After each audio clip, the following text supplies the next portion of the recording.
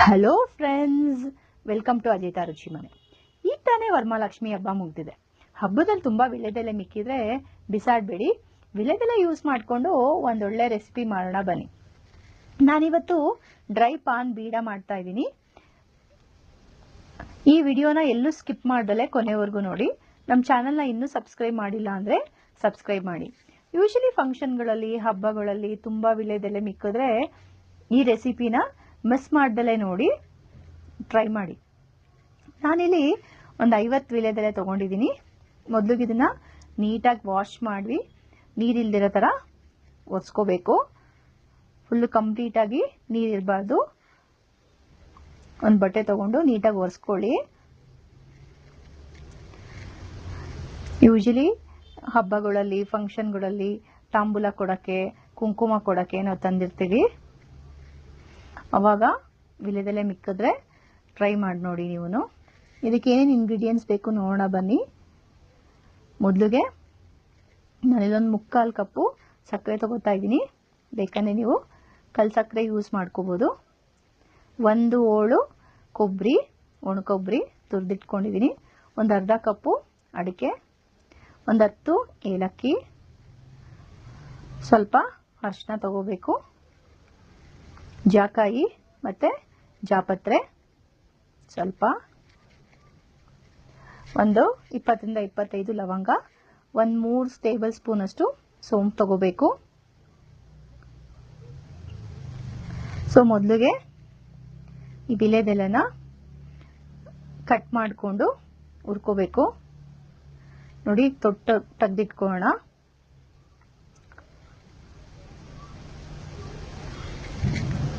ನೀಟಾಗಿ ಎಲ್ಲ ವಿಳೆದೆಲೆನೂ ತೆಗೆದಿಟ್ಕೊಂಬಿಡಿ.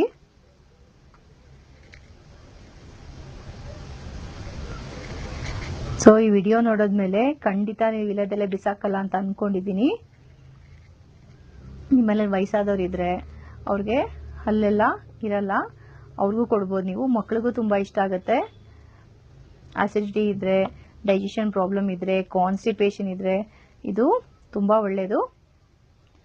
ನೋಡಿ, ಈ ಥರ ಕಟ್ ಮಾಡಿ ಇಟ್ಕೊಳ್ಳಿ.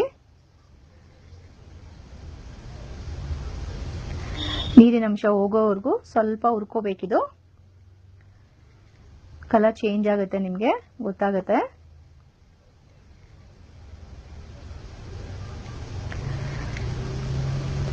ಇಲ್ಲ ಅಂದರೆ ತುಂಬ ದಿನ ಇಟ್ಕೊಳಕ್ಕಾಗಲ್ಲ. ಪುಡಿನೂ ಅಷ್ಟೇ ಅಂಟೆಂಟ್ ಥರ ಆಗಿಬಿಡುತ್ತೆ. ನೀಟಾಗಿ ಹುರ್ಕೋಬೇಕು ಡ್ರೈ ಆಗೋವರೆಗೂ. ನೋಡಿ, ನೀರಿನ ಅಂಶ ಹೋದಾದ್ಮೇಲೆ ಸ್ವಲ್ಪ ತುಪ್ಪ ಹಾಕೊಳ್ಳಿ. ಇದು ಬಾಣ್ತಿದೀರಿಗೂ ತುಂಬ ಒಳ್ಳೆಯದು. ಯೂಶಲಿ ಬಾಣ್ತಿದೀರು ಎಲೆ ಅಡಿಕೆ ಹಾಕೋಬೇಕು. ಸೊ ಹಾಕೊಳಲ್ಲ ಅಂದವ್ರಿಗೆ ಈ ಥರ ಮಾಡಿಕೊಟ್ರೆ ಇಷ್ಟಪಟ್ಟು ತಿಂತಾರೆ. ನೋಡಿ, ಕಂಪ್ಲೀಟಾಗಿ ಕಲರ್ ಚೇಂಜ್ ಆಗೋವರೆಗೂ ಹುರ್ಕೋಬೇಕು. ನಿಮ್ಮ ಮನೇಲಿರೋ ಇಂಗ್ರೀಡಿಯೆಂಟ್ಸ್ ಯೂಸ್ ಮಾಡಿಕೊಂಡೇ ಮಾಡ್ಬೋದು.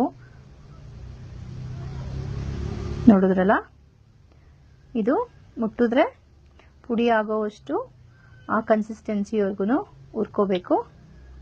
ನೋಡಿದ್ರಲ್ಲ, ಇದನ್ನು ಒಂದು ಪ್ಲೇಟ್ಗೆ ಹಾಕ್ಕೊಂಡು ಸೈಡ್ಗೆ ತೆಗೆದಿಟ್ಕೊಂಬಿಡೋಣ. ನೀವು ಅಂಬಾಡಿ ಎಲೆನೂ ತೊಗೋಬೋದು, ನಾಟಿ ಎಲೆ ಇದ್ರೆ ಅದನ್ನು ತೊಗೋಬೋದು, ಚೆನ್ನಾಗಿರುತ್ತೆ. ಮೊದಲಿಗಿಲ್ಲಿ ನಾನು ಅಡಿಕೆ ತೊಗೊಂಡಿದ್ದೀನಿ.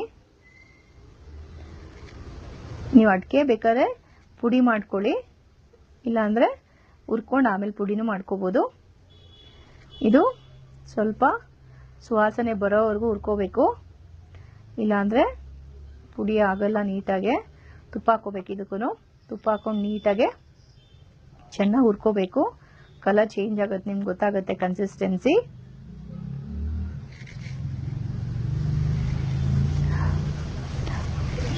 ಇದು ಅಷ್ಟೇ ಡೈಜೆಷನ್ ತುಂಬ ಒಳ್ಳೆಯದು. ದವಡೆಗೆ, ಹೆಲ್ತ್ಗೆ ತುಂಬ ಒಳ್ಳೆಯದು.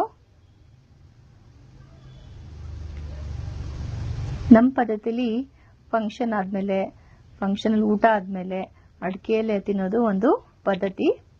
ಸೊ ಇದು ತಿನ್ನೋದ್ರಿಂದ ಡೈಜೆಷನ್ ಜಾಸ್ತಿ ಆಗುತ್ತೆ. ನಾನಿಲ್ಲಿ 1 ಬಟ್ಲು ಕೊಬ್ಬರಿ ತೊಗೊಂಡಿದ್ದೀನಿ. ಜಾಸ್ತಿ ಹೊತ್ತು ಉರಿಯೋ ನೆಸೆಸಿಟಿ ಇರಲ್ಲ, ಬೇಗ ಆಗ್ಬಿಡುತ್ತೆ. ಅಡಿಕೆ ಮಾತ್ರ ನೀವು ಚೆನ್ನಾಗಿ ಹುರ್ಕೋಬೇಕು. ನೋಡಿ ಕಲರ್ ಚೇಂಜ್ ಆಗ್ತಾ ಇದೆ. ಇದು ನನ್ನ ಪ್ಲೇಟಿಗೆ ಸರ್ವ್ ಮಾಡ್ಕೊಳ್ಳೋಣ. ಟ್ರಾನ್ಸ್ಫರ್ ಮಾಡ್ಕೊಂಡಾದ್ಮೇಲೆ ನೆಕ್ಸ್ಟ್ ಏನೇನು ಬೇಕೋ ಹಾಕೊಂಡು ಹುರ್ಕೋಬೇಕು. ನಾನಿಲ್ಲಿ ಸೋಂಪು ತಗೊಂಡಿದ್ದೀನಿ. ಸೋಂಪು ತುಂಬ ಒಳ್ಳೆಯದು ಡೈಜೆಷನ್ಗೆ. ಸೊ ಇದು ಹೊಟ್ಟೆ ಉಬ್ಬರ ಇದ್ರೆ ಡೈಜೆಷನ್ಗೆ ಜಾಸ್ತಿ ಮಾಡುತ್ತೆ. ಸೊ ನಾನಿಲ್ಲಿ ಜಾಕಾಯಿ ಮತ್ತು ಜಾಪತ್ರೆ ಎರಡು ತಗೋತಾ ಇದ್ದೀನಿ. ಜಾಕಾಯಿ ಜಾಪತ್ರೆ ಸುವಾಸನೆ ಜಾಸ್ತಿ ಮಾಡುತ್ತೆ. ಇದು ಯೂಶಲಿ ಜಾಪತ್ರೆನ ಸ್ವೀಟ್ಸ್ಗೆಲ್ಲ ಹಾಕ್ತಾರೆ. ನೋಡಿ ಇಲ್ಲಿ ನಾನು ಏಲಕ್ಕಿ ಲವಂಗ ಏನೇನು ತೊಗೊಂಡಿದ್ನೋ ಎಲ್ಲ ಹಾಕೋತಾ ಇದ್ದೀನಿ. ಇದನ್ನೇನು ಜಾಸ್ತಿ ಉರಿಯೋ ನೆಸೆಸಿಟಿ ಇರಲ್ಲ. ಸೋಂಪು ಸ್ವಲ್ಪ ಹುರಿದಾದ್ಮೇಲೆ ಇದನ್ನು ಹಾಕೋಬೇಕು. ಜಾಪತ್ರೆ ಪೌಡರ್ನ ಹಾಲ್ಗೆ ಹಾಕಿ ರಾತ್ರಿ ಮಲ್ಗೋಕೆ ಮುಂಚೆ ಕುಡಿದ್ರೆ ಸ್ಟ್ರೆಸ್ ಕಮ್ಮಿಯಾಗಿ ಚೆನ್ನಾಗಿ ನಿದ್ದೆ ಬರುತ್ತೆ. ಸೊ ಜಾಕಾಯಿ ಜಾಪತ್ರೆ ಹಾಕೋದ್ರಿಂದ ತುಂಬ ಸುವಾಸನೆ ಚೆನ್ನಾಗಿರುತ್ತೆ. ಇದಕ್ಕೂ ಏಲಕ್ಕಿನೂ ಲವಂಗನೂ ಅಷ್ಟೇ. ನಾನು ಹಾಕ್ಕೊಂಡಿರೋ ಇಂಗ್ರೀಡಿಯೆಂಟ್ಸ್ ಎಲ್ಲನೂ ಅಷ್ಟೇ ಅಸಿಡಿಟಿಗೆ, ಡೈಜೆಷನ್ಗೆ, ಕಾನ್ಸ್ಟಿಪೇಷನ್ಗೆ ಒಳ್ಳೆಯದು. ತುಂಬ ಹೆಲ್ತ್ ಬೆನಿಫಿಟ್ಸ್ ಇದೆ ಎಲ್ಲಾದ್ರಿಂದನೂ. ಸ್ವಲ್ಪ ಚೆನ್ನಾಗೆ ಹುರ್ಕೋಬೇಕು ಇದನ್ನ.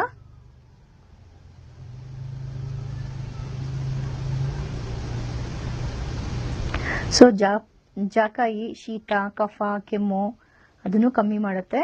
ಮಕ್ಳಿಗೆಲ್ಲ ಇದನ್ನ ತೆಗೆದ್ಬಿಟ್ಟು ಹಾಕ್ತಾರೆ, ಚಿಕ್ಕ ಮಕ್ಳಿಗೆಲ್ಲ.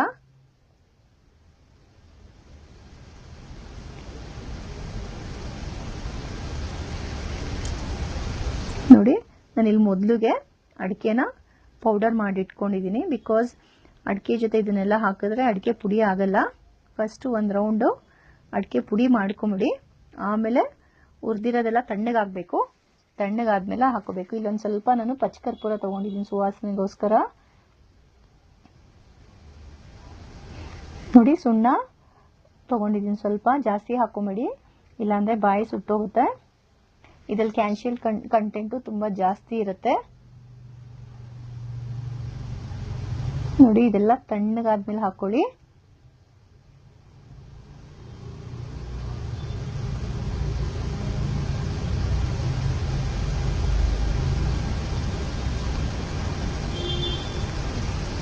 ನೀವು ಬೇರೆ ಕಡೆನೂ ಇದನ್ನ ಕ್ಯಾರಿ ಮಾಡ್ಬೋದು. ನಿಮ್ಗೆ ಅಸಿಡಿಟಿ ಪ್ರಾಬ್ಲಮ್ ಇದ್ರೆ, ಡೈಜೆಷನ್ ಪ್ರಾಬ್ಲಮ್ ಇದ್ರೆ ಒಂದು ಬಾಕ್ಸಲ್ಲಿ ಹಾಕೊಂಡು ಹೋದ್ರೆ ಬೇರೆ ಕಡೆ ಹೋದಾಗ ಒಂದು ಅರ್ಧ ಸ್ಪೂನೋ 1 ಸ್ಪೂನೋ ಬಾಯಿಗೆ ಹಾಕೋಬಹುದು. ನೋಡಿ ಇದು ಸ್ವಲ್ಪ ಆಗಿದೆ, ಇನ್ನ ತರಿ ಇದೆ. ಬಿಕಾಸ್ ಇನ್ನು ನಾನು ಶುಗರ್ ಹಾಕೊಂಡಿಲ್ಲ, ಸಕ್ಕರೆ. ನಾನು ಆಗಲೇ ಹೇಳಿದ್ನಲ್ಲ, ಸಕ್ಕರೆ ಬದಲು ನೀವು ಬಿಳಿ ಕಲ್ ಸಕ್ಕರೆ ತಗೋಬಹುದು. ಅದರಿಂದನೂ ಹೆಲ್ತ್ ಬೆನಿಫಿಟ್ಸ್ ಇದೆ. ಇಲ್ಲೊಂದು 3/4 ಕಪ್ಪು ಸಕ್ಕರೆ ತಗೊಂಡಿದ್ದೀನಿ. ನೀವು 1 ತಿಂಗಳವರೆಗೂ ಇದನ್ನ ಇಟ್ಕೋಬಹುದು.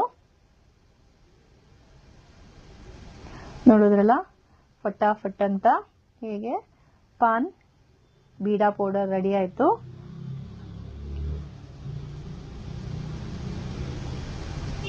ನೀವೊಂದ್ಸರಿ ತಿಂದ್ರೆ ಮತ್ತೆ ಮಾಡ್ತೀರಾ, ಮಿಸ್ ಮಾಡ್ದಲ್ಲ ಇದನ್ನ.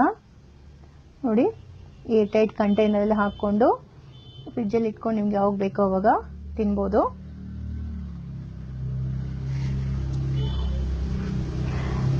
ನೀವು ಒಂದ್ಸರಿ ಟ್ರೈ ಮಾಡಿ, ನಿಮಗೆ ರೆಸಿಪಿ ತುಂಬಾ ಇಷ್ಟ ಆಗುತ್ತೆ. ನಮ್ಮ ಚಾನಲ್ ಇನ್ನ ಸಬ್ಸ್ಕ್ರೈಬ್ ಮಾಡಲಿಲ್ಲ ಅಂದರೆ ನಮ್ಮ ಚಾನಲ್ನ ಸಬ್ಸ್ಕ್ರೈಬ್ ಮಾಡಿ, ವಿಡಿಯೋನ ಲೈಕ್ ಮಾಡಿ, ಕಮೆಂಟ್ ಮಾಡಿ, ಬೇರೆಯವ್ರಿಗೂ ಶೇರ್ ಮಾಡಿ.